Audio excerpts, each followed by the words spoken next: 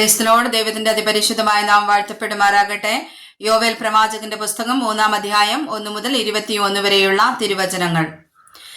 ഞാൻ യഹൂദായുടെയും യെരൂശലേമിന്റെയും സ്ഥിതി മാറ്റുവാനുള്ള നാളുകളിലും കാലത്തിലും ഞാൻ സകല ജാതികളെയും കൂട്ടി യഹോശാഫാത്ത് താഴ്വരയിൽ ചെല്ലുമാറാക്കുകയും എന്റെ ജനം നിമിത്തവും എന്റെ അവകാശമായ ഇസ്രായേൽ നിമിത്തവും അവരോട് വ്യവഹരിക്കുകയും ചെയ്യും.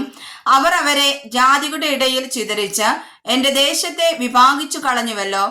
അവർ എന്റെ ജനത്തിന് ചീട്ടിട്ട് ഒരു ബാലനെ ഒരു വേശ്യയ്ക്ക് വേണ്ടി കൊടുക്കുകയും ഒരു ബാലയെ വിറ്റ് വീഞ്ഞു കുടിക്കുകയും ചെയ്തു. സോരും സീദോനും സകല ഫെലിസ്ത്യ പ്രദേശങ്ങളുമായുള്ളോവേ, നിങ്ങൾക്ക് എന്നോട് എന്തു കാര്യം? നിങ്ങളോട് ചെയ്തതിന് നിങ്ങൾ എനിക്ക് പകരം ചെയ്യുമോ? അല്ല, നിങ്ങൾ എന്നോട് വല്ലതും ചെയ്യുന്നുവെങ്കിൽ ഞാൻ വേഗമായും ശീഘ്രമായും നിങ്ങളുടെ പ്രവൃത്തി നിങ്ങളുടെ തലമേൽ തന്നെ വരുത്തും.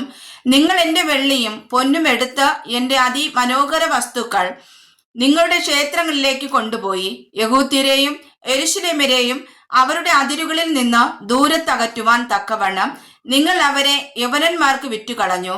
എന്നാൽ നിങ്ങൾ അവരെ വിറ്റുകളഞ്ഞിടത്ത് നിന്ന് ഞാൻ അവരെ ഉണർത്തുകയും നിങ്ങളുടെ പ്രവൃത്തി നിങ്ങളുടെ തലമേൽ തന്നെ വരുത്തുകയും ചെയ്യും. ഞാൻ നിങ്ങളുടെ പുത്രന്മാരെയും പുത്രിമാരെയും യഹൂദ്യർക്ക് വിറ്റുകളയും.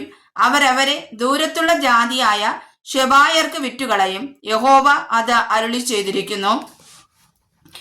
ഇത് ജാതികളുടെ ഇടയിൽ വിളിച്ചു പറവിൻ. വിശുദ്ധ യുദ്ധത്തിന് ഒരുങ്ങിക്കൊള്ളുവിൻ. വീരന്മാരെ ഉദ്യോഗിപ്പിപ്പിൻ.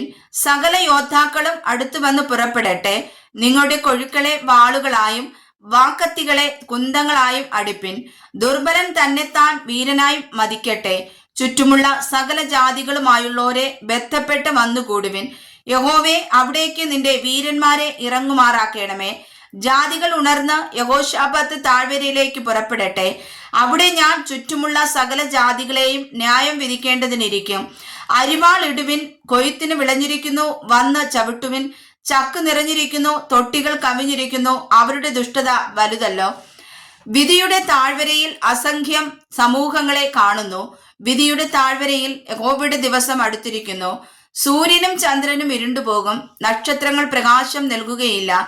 യഹോവ സിയോനിൽ നിന്ന് ഗർജിച്ചു, യെരൂശലേമിൽ നിന്ന് തന്റെ നാദം കേൾപ്പിക്കും. ആകാശവും ഭൂമിയും കുലുങ്ങിപ്പോകും. എന്നാൽ യഹോവ തന്റെ ജനത്തിന് ശരണവും ഇസ്രായേൽ മക്കൾക്ക് ദുർഘവുമായിരിക്കും. അങ്ങനെ ഞാൻ എൻ്റെ വിശുദ്ധ പർവ്വതമായ സിയോനിൽ വസിക്കുന്നവനായി നിങ്ങളുടെ ദൈവമായ യഹോവ എന്ന് നിങ്ങൾ അറിയും. യെരൂശലേം വിശുദ്ധമായിരിക്കും. അന്യജാതിക്കാർ ഇനി അതിൽ കൂടി കടക്കുകയുമില്ല. അന്നാളിൽ പർവ്വതങ്ങൾ പുതുവീഞ്ഞു പൊഴിക്കും, കുന്നുകൾ പാൽ ഒഴുക്കും, യഹൂദായിലെ എല്ലാ തോടുകളും വെള്ളം ഒഴുക്കും.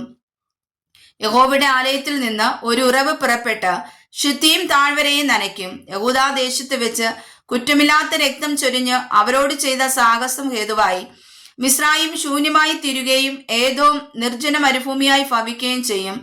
യഹൂദാക്കോ സദാകാലത്തേക്കും യെരൂശലേമിന് തലമുറ തലമുറയോളം നിവാസികൾ ഉണ്ടാകും. ഞാൻ പോക്കിയിട്ടില്ലാത്ത അവരുടെ രക്തപാതകം ഞാൻ പോക്കും. യഹോവ സിയോനിൽ വസിച്ച് കൊണ്ടിരിക്കും. വായിച്ചതായ തിരുവചനങ്ങളാൽ കർത്താവ് നമ്മെ ഏവരെയും സമർത്ഥമായി അനുഗ്രഹിക്കുമാറാകട്ടെ. ആമേൻ.